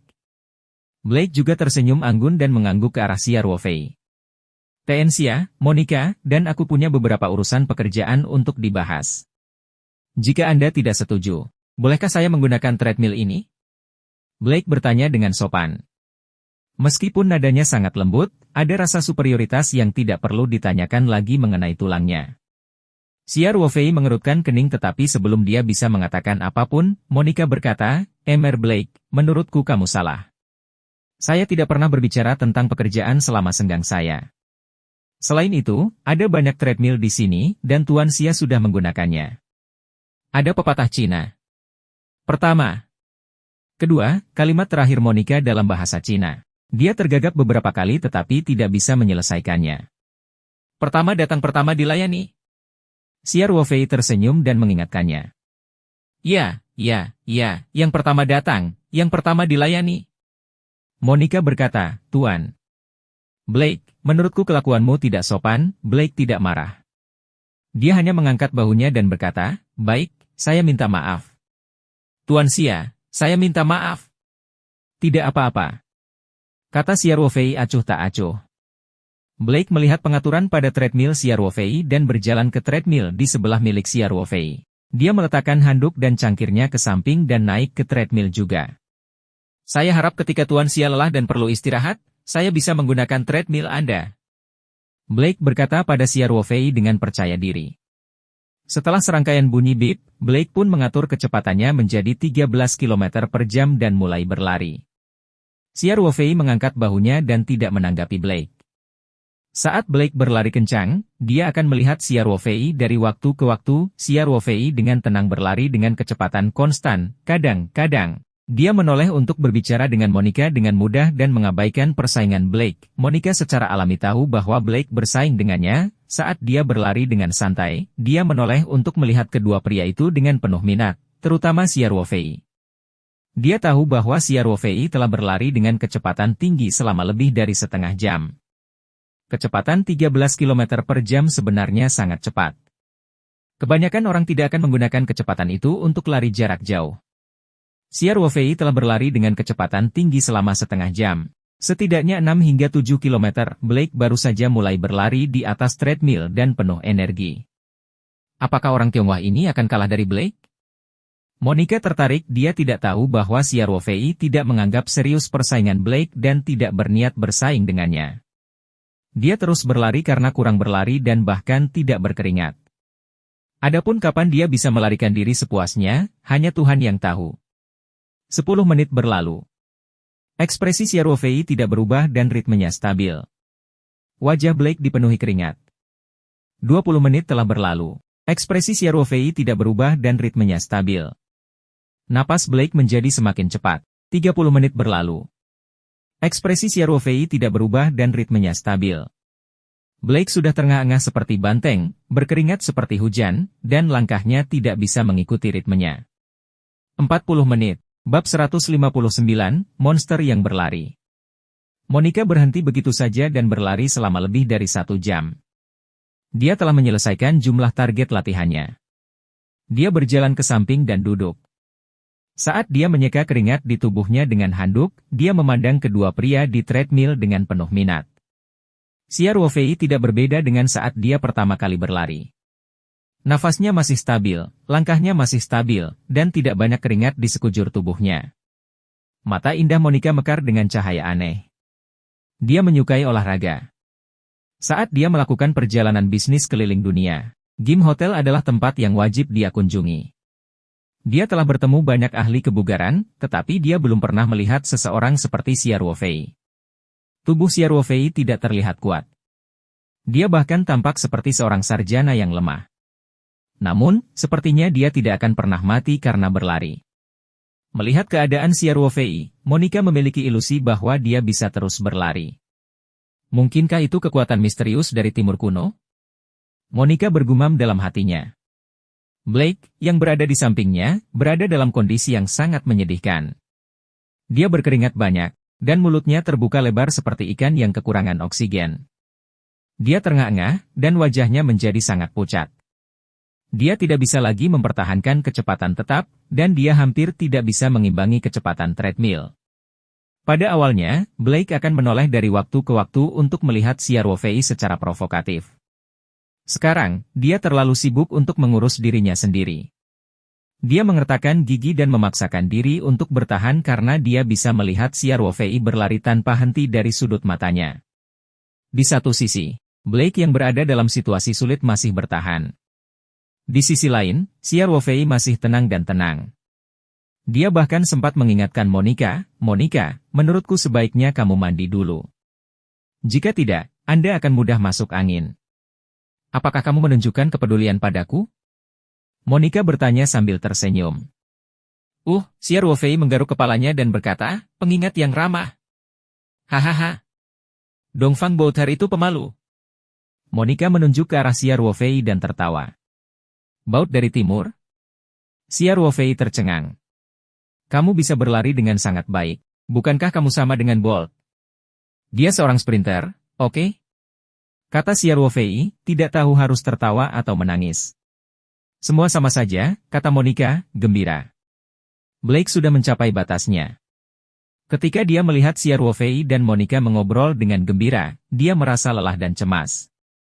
Dia tidak bisa menahan perasaan lemah di kakinya dan jatuh di treadmill. Treadmill berubah menjadi ban berjalan dalam hitungan detik, dan Blake langsung diangkut ke belakang. Kemudian dia berguling ke tanah dan mengertakkan gigi kesakitan. Monica tertawa semakin keras saat melihat ini. Staf gym segera datang untuk membantu Blake berdiri dan bertanya apakah dia terluka. Blake sangat kesakitan hingga dia terus terengah-engah. Dia menunjuk ke pergelangan kakinya. Staf segera memanggil dokter olahraga di pusat kebugaran, dan beberapa orang membantu Blake ke samping untuk mengobati lukanya. Persaingan Blake dan Xia Ruofei telah dilihat oleh orang-orang di treadmill dan peralatan lain di dekatnya. Sekarang Blake berada dalam kondisi yang menyedihkan sementara Xia Ruofei masih berlari dengan kecepatan tetap, mereka tidak bisa tidak melihat ke arah Xia Ruofei. Sebagian besar tamu di hotel itu adalah orang Tionghoa. Kebanyakan dari mereka diam-diam mendukung Xia Ruofei, berpikir bahwa dia memiliki semangat Tiongkok yang kuat. Monica tersenyum dan berkata, "Xia, lari pelan-pelan. Aku mau mandi dulu, aku akan datang dan menemuimu nanti, baiklah. Sampai jumpa," kata Xia Ruofei sambil berlari. Setelah Monica pergi, Xia Ruofei meningkatkan kecepatan treadmill dan berlari lebih cepat. Semua fasilitas di Hotel Jiahua adalah yang pertama kelas. Treadmill model terbaru dari Aikang. Performanya jelas merupakan yang terbaik. Namun setelah berjalan lama dengan kecepatan tinggi, suara motor menjadi sedikit berat, seolah tak sanggup menahan beban. 10 menit, 20 menit. Xia Ruofei terus berlari tanpa lelah. Dia telah berlari selama hampir 2 jam dan berlari dengan kecepatan rata-rata lebih dari 13 km per jam. Perlahan-lahan, Xia Ruofei menarik perhatian banyak orang. Beberapa orang melihat Xia Ruofei berlari ketika mereka pertama kali memasuki gym. Ketika dia selesai dengan persiapannya, Xia Ruofei masih berlari. Segala jenis peralatan telah dipraktikkan. Xia Ruofei sedang berlari. Xia Ruofei sedang berlari di atas treadmill, berkeringat banyak. Xia Ruofei masih berlari ketika dia kembali dari kamar mandi. Itu hanya lari sederhana, tapi karena lari terus-menerus, guncangan yang ditimbulkannya pada orang-orang jauh lebih besar daripada pria kuat yang melakukan gerakan membungkuk dan jungkir balik. Semua orang memandang Xia Ruofei yang tampaknya tak kenal lelah seolah-olah dia adalah monster. Beberapa orang bahkan berdiskusi dengan suara pelan. "Orang ini sangat galak. Dia sudah berlari saat aku masuk, jadi pasti sudah 1 jam. Kecepatannya sangat cepat. 1 jam? Sudah lebih dari 2 jam. Dan selalu secepat ini. Luar biasa." Baru saja, seorang pria kulit putih menantangnya, dan dia berlari hingga dia cacat. "Aku pergi. Untuk menaikkan pamor negara kita." Monica kembali ke gym setelah mandi. Xia Ruofei masih berlari tanpa kenal lelah. Setelah merawat cedera pergelangan kakinya, Blake kembali ke gym setelah mandi. Ketika dia melihat Xia Ruofei masih berlari di atas treadmill, dia tidak bisa menahan diri untuk tidak menyentuh dahinya. Monster macam apa ini? Kenapa dia memprovokasi dia tanpa alasan? Blake meratap dalam hatinya. Dia mengambil mantel dan ranselnya dan berjalan tertatih-tatih keluar dari gym tanpa berkata apa-apa. Monica sudah berganti dengan jaket olahraga berwarna pink muda. Dia sedang duduk di kursi kulit di seberang treadmill Xia Ruofei, tangannya menopang wajahnya saat dia melihat Xia Ruofei berlari. Xia Ruofei bisa merasakan banyak orang yang sedang menatapnya, terutama mata biru indah Monica, yang menatapnya tanpa bergerak. Dia merasa sedikit tidak nyaman. Setelah berlari selama 10 menit lagi, Xia Ruofei mengulurkan tangan dan menekan tombolnya. Kecepatan treadmill perlahan melambat dan akhirnya berhenti. Faktanya, jika Xia Ruofei ingin lari, dia masih bisa terus berlari dalam waktu yang lama. Xia Ruofei melompat turun dari treadmill dengan mudah. Dia meraih handuk di tiang di sampingnya dan secara simbolis menyeka keringat di wajahnya. Faktanya, dia tidak banyak berkeringat. Xia Ruofei dapat dengan mudah menyelesaikan latihan semacam ini ketika dia berada di Angkatan Darat, tetapi dia tidak setenang dan sesantai sekarang. Setelah berlari sejauh 20 hingga 30 km off-road sambil membawa beban, pakaiannya pasti basah luar dan dalam. Bagaimana dia bisa sesantai sekarang?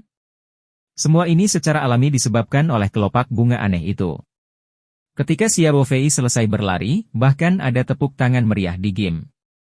Xia Ruofei mengambil mantelnya dan mengucapkan selamat tinggal pada Monica. Dia akan kembali ke Presidential Suite untuk mandi. Kondisi di sana jauh lebih baik daripada gym. Monica tersenyum pada Xia Ruofei dan berkata, "Xia, apakah kamu tidak akan mentraktirku secangkir kopi?" Bab 160, Kemunculan Truffle Luar Angkasa. Xia Ruofei sedikit malu saat berkata, "Saya tidak bisa meminta lebih banyak, tapi masih ada yang harus saya lakukan hari ini. Saya harap saya bisa mendapat kehormatan besok." Xia Ruofei memang sedang sibuk. Pelelangan akan dimulai pada malam hari.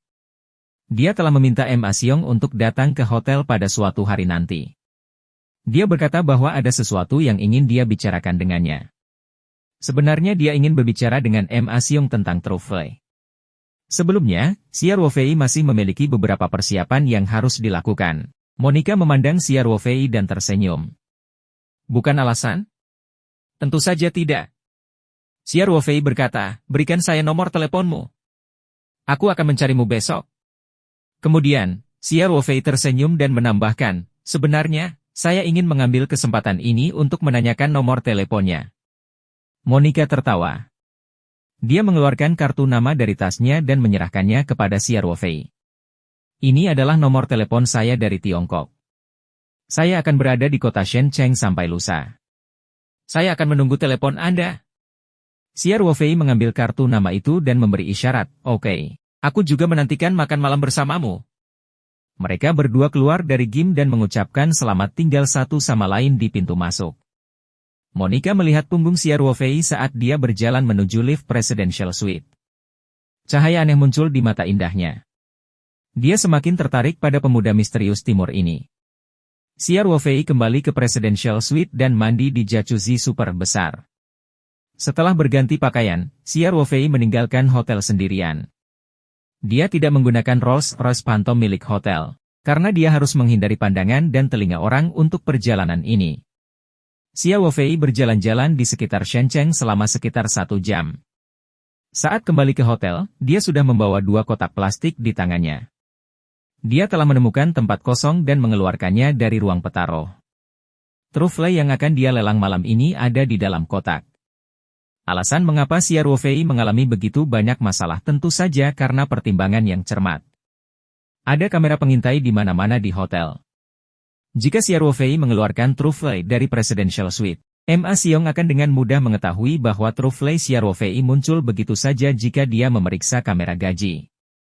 Meskipun kemungkinannya kecil, Xia Ruofei tidak berani gegabah ketika sampai pada rahasia terbesarnya, gulungan petaruh.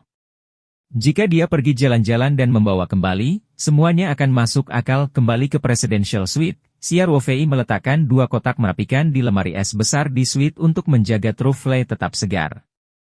Ma Xiong tiba di kamar Xia Ruofei sekitar pukul 4 sore. Ma Ximing juga bersamanya. Adapun Tian Huixin, Huan, dan Lu Yu, mereka tidak muncul. Xia Sheng, apakah kamu sudah terbiasa tinggal di sini selama 2 hari terakhir ini? Ma Xiong bertanya sambil tersenyum saat dia masuk. Xia Ruofei tersenyum pahit. Pak Ma tua, sejujurnya, saya tidak terlalu terbiasa dengan hal itu. Presidential Suite Anda terlalu mewah. Saya merasa tidak nyaman. Hahaha. Ma Xiong tertawa dan berkata, Xia Sheng, kamu lucu sekali. Ini adalah hotel milik grup Heng Feng kami. Anda betah di sini, apa yang membuat Anda merasa tidak nyaman? Semua orang datang ke ruang tamu Presidential Suite dan duduk. Setelah kepala pelayan pribadi membuatkan teh untuk mereka bertiga, dia dengan sopan membungkuk dan pergi. Xia Sheng, kenapa kamu memanggilku ke sini? Ma Xiong bertanya sambil tersenyum. TNMA, saya ingin bertanya apakah penyelenggara lelang trufle malam ini dapat menerima tambahan trufle? Xia Ruofei langsung ke pokok persoalan. Saya punya teman yang kebetulan memberi saya sejumlah trufle dengan kualitas sangat baik. Saya berharap kumpulan trufle ini juga bisa dilelang. Ma Xiong sedikit terkejut saat mendengarnya. Dia merenung sejenak sebelum berkata, Xia Sheng, lelang pencicipan ini diselenggarakan oleh keluarga Grao dari Italia. Semua trufle yang dilelang adalah trufle putih alba miliknya. Saya khawatir akan sedikit sulit meyakinkan mereka untuk menerima trufle lain untuk dilelang, jadi begitu. Xia Ruofei sedikit kecewa. Namun, Ma Xiong tidak dapat menyalahkan hal ini. Xia Ruofei tidak menanyakan masalah sebelumnya. Ia selalu mengira pelangan itu diselenggarakan oleh pihak ketiga. Ia tidak mengira pihak penyelenggara adalah pemilik barang lelang tersebut. Orang-orang dalam perdagangan yang sama adalah musuh. Jadi tentu saja mereka tidak punya alasan untuk menerima trufle lain di peletangan mereka. Ma Xiong berpikir sejenak.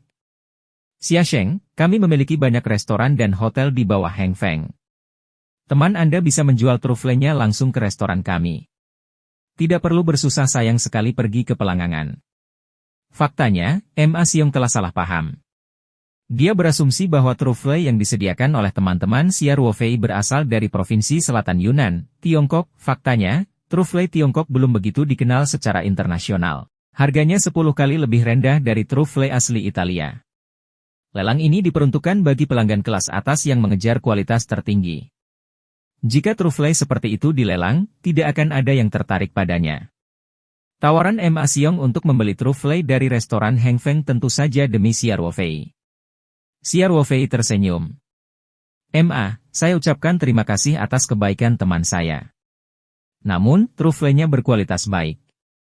Dia berharap dapat memaksimalkan nilai truffle-nya melalui lelang. Oh, aku ingin tahu di mana truffle-nya sekarang. Bolehkah aku melihatnya dulu? Ma Xiong tertarik dan bertanya. Truffle tidak bisa tetap segar dalam waktu lama, jadi Ma Xiong tahu bahwa karena teman-teman Xia Ruofei ingin melelang truffle malam ini, mereka pasti sudah berada di kota Shenzhen sekarang. Tentu saja. Saya pergi membeli truffle sore ini. Xia Ruofei berkata sambil tersenyum. Setelah itu, dia berdiri dan berjalan menuju dapur. Dia membuka kulkas dan mengeluarkan 2 kotak merapikan. Dia kemudian membawa mereka kembali ke ruang tamu. TNMA, truffle temanku semuanya ada di sini. Xia Ruofei tersenyum dan berkata, salah satunya adalah truffle hitam, dan yang lainnya adalah truffle putih. Saat dia berbicara, Xia Ruofei merobek kotak itu dan membukanya. Seketika, aroma truffle unik perlahan memenuhi Presidential Suite. Ma Xiong sendiri adalah orang yang rakus, dan dia sangat menyukai truffle. Oleh karena itu, dia menjadi segar kembali saat mencium wanginya. Ma Xiong merogoh kotak dan dengan cepat mengeluarkan sepotong truffle putih dari nasi. Ketika Ma Xiong melihat truffle yang beratnya hampir 500 gram, dia hanya bisa menatapnya. Semakin besar truffle-nya, semakin tinggi nilainya. Belum lagi aroma truffle-nya yang begitu murni. Ma Xiong dengan hati-hati mengambil truffle dan mengamatinya dengan cermat. Dia bahkan mengendus aroma khas truffle dari waktu ke waktu. Xia Ruofei tersenyum dan berkata, Tuan, Ma, kualitas truffle ini tergolong rata-rata, pemilihan terbesar di dalam kotak hampir 4 kati.